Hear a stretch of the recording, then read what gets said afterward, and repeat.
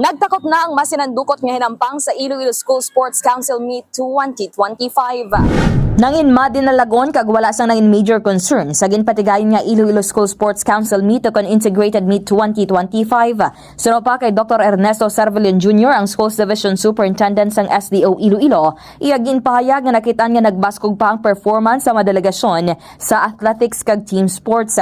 Nahibaluan nga sa elementary level nakuha sa Congressional District Sports Association akan CDSA 3 ang kampyonato matapos makatipon sang 30 ka mga gold, 29 ka silver kag 30 ka mga bronze medals. Samtang sa secondary level naman nang ibabaw ang CDSA 2 matapos makakuha sang 50 ka gold, 53 ka silver kag 39 ka bronze medals. Sa bahin naman sang para games nangin kampyon ang CDSA 3 kasunod sang 27 ka mga gold, 26 ka silver kag 11 ka bronze medals. Si Dr. Ernesto Cervellon. Program that we have this afternoon. Our activities focused not on the competition but in the selection of the best athletes that we will bring to the 2025 WIVRA meet.